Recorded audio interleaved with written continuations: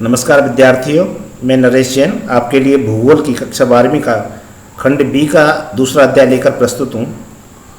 इस अध्याय में जनसंख्या के आप जो पिछला अध्याय था उसमें आपने जनसंख्या किसे कहते हैं, इसकी बसावट और उसके घनत्व के बारे में पढ़ा था, और आज हम इसमें जनसंख्या संरचना की बात करेंगे। जनसंख्या संरचना में पहली बात है नगरीय और ग्रामीण जनसंख्या। देखिए, जनगणना के जो 10 वर्षीय आंकड़े आते हैं उन पे एक नज़र डालें तो 1921 में आज़ादी से पहले भारत में ग्रामीण जनसंख्या का जो रेशियो था, प्रतिशत था, वो 88.8 था। मात्र 11.2% लोग शहरों में रहते थे। लेकिन धीरे धीरे शहरीकरण बढ़ता गया, जनसंख्या का पलायन, शहरों में बढ़ती सुविधाएं, शिक्षा, रोजगार, औद्योगिकरण, ये सारे कारण थे। इन कारणों पर प्रश्न आ सकता है कि बढ़ते शहरीकरण का क्या कारण है। तो उनसे देखो, 1981 में ग्रामीण जनसंख्या कम हुई, 76.6 रह गई, और अगर 2011 के आंकड़ों में डाल लें तो भारत में ग्रामीण जनसंख्या का जो अनुपात है वो है 68.80%। भारत में इस प्रकार ग्रामीण जनसंख्या में निरंतर गिरावट के रुझान है। ग्रामीण जनसंख्या गिरावट के कारण हमने आपको चर्चा कर दी। शहरों की ओर पलायन है, पलायन किन्हीं कारणों से हो सकता है। खेती पर निर्भरता कम हुई, लोगों ने नए नए रोजगार धंधे तलाशे तो शहरों में जाने लगे। दूसरी बात, नगरों में सुविधाओं की अधिकता है, बिजली है, पानी है, सड़कें हैं, आवागमन के अच्छे साधन हैं, नगरीय आकर्षण हैं, तो बाजार हैं, तो लोग शहरों की तरफ जाने लगे, गांव से धीरे धीरे पलायन होने लगा। इसके अलावा शिक्षा और रोजगार के अवसर हैं। देखिए, बड़ी बड़ी कॉलेज हैं, यूनिवर्सिटी हैं, पढ़ाई के जो अच्छे अवसर हैं तो वो शहरों में हैं, तो इससे भी पलायन हुआ। और इसके अलावा एम्प्लॉयमेंट के लिए, रोजगार के लिए, काम के लिए भी तमाम लोग गांव छोड़कर शहर आए। बढ़ते औद्योगिकरण, लघु उद्योगों, कुटीर उद्योगों को समाप्त होने लगे, गांव में धंधे कम होने लगे, तो लोगों ने बड़ी बड़ी फैक्ट्रियों के लिए पलायन किया और वो भी गांव छोड़कर शहरों की ओर चल दिए। देखिए, दूसरी बात है वो है लिंगानुपात की। लिंगानुपात किसे कहते हैं? किसी क्षेत्र विशेष में प्रति 1000 पुरुषों के पर महिलाओं की जो संख्या होती है उसे लिंगानुपात कहते हैं। जिस देश में अच्छा लिंगानुपात होता है, दोनों लगभग बराबर होते हैं, महिला और पुरुष, 1000 पुरुष 1000 महिलाएं, तो वो विकास और सामाजिक संरचना की दृष्टि से अच्छा माना जाता है। यूरोप के अनेक देश हैं जहाँ पर लिंगानुपात पॉजिटिव है, यानी 1000 पुरुषों पर महिलाओं की संख्या 1000 से भी ज़्यादा है। लेकिन भारत में ऐसा नहीं है। भारत में लिंगानुपात में महिलाओं का औसत पुरुषों से कम है। 2001 में हालांकि ये 933 था, वो 2011 में बढ़कर 943 हो गया है। इसमें सुधार हो रहा है, लेकिन फिर भी ये भी संतोषजनक नहीं है।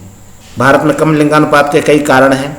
बालक बालिका में भेद, मान्यताएं, कुछ ऐसी मान्यताएं होती हैं कि जैसे बालक ही लड़का होगा, पुत्र होगा तो वो उसी कुल का नाम होगा। महिलाओं के स्वास्थ्य के प्रति उदासीनता, यानी महिला मृत्यु दर भारत में ज़्यादा रहती है। ऐसे ही जो फीमेल चाइल्ड होते हैं उनकी भी डेथ रेट ज़्यादा होती है, तो जो बालिका शिशु होते हैं उनकी कम देखभाल होती है। इसके अलावा सामाजिक कारण हैं, जैसे दहेज है, अशिक्षा है, गरीबी है, और आर्थिक परतंत्रता है, कन्या भ्रूण हत्या है। इन सब के कारण भी भारत में लिंगानुपात कम हुआ है। भारत में देखिए, कुछ राज्य ऐसे भी हैं जिनमें अच्छा लिंगानुपात है। पॉजिटिव तो लिंगानुपात केवल एक राज्य में है, केरल में। केरल में 1084 है, 1000 पुरुष और 1084 महिलाएं। देखो, इसकी ट्रिक है केत आंधे 36 में। केत आंधे, केत का मतलब केरल, ता का मतलब तमिलनाडु, आंध्र का मतलब आंध्र प्रदेश, 36 का मतलब छत्तीसगढ़ और माँ का मतलब मेघालय। ये भारत के 5 टॉप लिंगानुपात के स्टेट हैं। केरल का 1084 है, तमिलनाडु का 995 है, आंध्र प्रदेश का 992 है, छत्तीसगढ़ का उससे एक कम 991 है, और मेघालय का 986। ये भारत के 5 सर्वाधिक अच्छे लिंगानुपात वाले स्टेट हैं। तो आप इनका ट्रिक याद रख सकते हैं, केत आंधे 36 में। केत आंधे, के का केरल, तमिलनाडु, आंध्र प्रदेश, छत्तीसगढ़ और मेघालय। अब देखिए, न्यूनतम लिंगानुपात वाले राज्य, सबसे पुअर कंडीशन है, सबसे कम लिंगानुपात है, वो है हरियाणा का। हरियाणा में लिंगानुपात मात्र 877 है। जम्मू कश्मीर में 883, सिक्किम में 889, पंजाब में 893 और उत्तर प्रदेश में 912। ये 5 वो राज्य हैं जिनका देश में लिंगानुपात न्यूनतम है। अगर ये बात केंद्र शासितों में करें तो केंद्र शासितों में सर्वाधिक लिंगानुपात का जो केंद्र शासित है वो है पांडिचेरी, जिसका नया नाम पुदुचेरी है। पांडिचेरी का लिंगानुपात 1037 है और सबसे कम लिंगानुपात वाला केंद्र शासित क्षेत्र है वो है दमन द्वीप, यहाँ का लिंगानुपात मात्र 618 है। अब जनगणना के जो आंकड़े हैं उनको आयु संरचना की दृष्टि से, तो आयु संरचना की दृष्टि से इन आंकड़ों को 3 भागों में विभाजित किया जाता है। पहला है बाल वर्ग जिसमें 0 से 14 वर्ष तक के बच्चे, दूसरा वयस्क वर्ग जिसमें 15 से 64 साल तक के, और तीसरा वृद्ध वर्ग जिसमें 65 वर्ष से ऊपर के या 65 वर्ष से अधिक। अब देखिए जो वयस्क वर्ग होता है, वयस्क वर्ग में किशोर भी आते हैं और प्रौढ़ भी आते हैं। ये क्रियाशील जनसंख्या होती है। किसी अच्छे राष्ट्र के लिए क्रियाशील जनसंख्या का अनुपात अधिक होगा तो वो उतनी अच्छी बात होती है। अब भारत की बात करें तो भारत में बाल वर्ग में जो आनुपातिक भागीदारी है वो है 29.5। ये भी एक अच्छा संदेश है क्योंकि ये आगे क्रियाशील जनसंख्या बनती है। जापान जैसे देश है उसे वहाँ वृद्धों का अनुपात ज़्यादा है, उसे बूढ़ों का देश कहा जाता है। अमेरिका में भी हाई एज ग्रुप में ज़्यादा है, लेकिन यहाँ देखिए बाल वर्ग में और वयस्क वर्ग 15 से 64 आयु वर्ग में भारत में सबसे ज़्यादा जनसंख्या आती है वो है 62.5%, और वृद्ध वर्ग में भारत में 65 वर्ष और उससे ऊपर के लिए 8.9% है। भारत में प्रति व्यक्ति औसत आयु बढ़ी है, इसलिए 1900 से और पूर्व के जो आंकड़े थे उनमें तो वृद्ध वर्ग में और भी ज़्यादा ये दर कम थी। लेकिन अच्छी स्वास्थ्य सेवाएं और लोगों की जीवन प्रत्याशा बढ़ने से वृद्ध वर्ग में भी हमारे वृद्धि हुई है। अब बात करेंगे लिटरेसी की। तो साक्षरता की जब बात की जाती है, साक्षरता का मतलब पढ़ा लिखा होना, पढ़ा लिखना जाना, अक्षर ज्ञान जिनको उन्हें साक्षर माना जाता है। पर यह एक बहुत महत्वपूर्ण बात है कि साक्षरता में जो आंकड़े तैयार किए जाते हैं वो 7 वर्ष या उससे ऊपर के होते हैं। 7 वर्ष से कम के बच्चों को उसमें नहीं लिया जाता। तो इसीलिए जब कई लोग कहते हैं 100% साक्षरता है तो उसका मतलब है 7 वर्ष और ऊपर के सारे व्यक्ति 100% साक्षर है। अब देखिए भारत में 1901 में साक्षरता की दर कितनी कम थी, आश्चर्यजनक। भारत में मात्र 5.35, 5.5% से भी कम लोग साक्षर थे 1901 में। 1951 में जब देश आज़ाद हुआ था तब 18.33% था। देखिए साक्षरता का ये आंकड़न, भारत की लिटरेसी रेट इतनी कम, इससे पता लगता है कि भारत कितना निरक्षर था। लेकिन इसमें हमने निरंतर वृद्धि की और 2011 में ये साक्षरता दर पहुंचकर 74.04% हो गई है। लेकिन अभी भी इसमें बहुत सुधार की आवश्यकता है। विश्व के अनेक देश हैं जहाँ की साक्षरता दर 100% है। देखिए भारत में सर्वाधिक साक्षरता वाला राज्य है वो है केरल। केरल की जो साक्षरता दर है वो है 93.91%। तो लिटरेसी रेट में केरल और लिंगानुपात में भी भारत में केरल पहला राज्य है। दूसरी बात है न्यूनतम साक्षरता वाला जो राज्य है वो बिहार है। बिहार की साक्षरता दर है मात्र 63.82%। साक्षरता की दर लोगों के लिविंग स्टैंडर्ड और उनकी विकास को प्रभावित करती है, इसलिए साक्षरता दर में निरंतर वृद्धि के प्रयास जरूरी है। अगली बात है जनसंख्या की भाषाई संरचना। देखिए इसमें जो बात है वो ये है कि भाषाई आधार पर भारत में किस भाषा को बोलने वाले कितने लोग रहते हैं। भाषाई आधार पर भारत में 4 प्रकार के लोग हैं, इंडो यूरोपियन या इंडो ग्रीक, दूसरे द्राविडियन, तीसरे साइनो तिब्बत और चौथे ऑस्ट्रो एशियाटिक।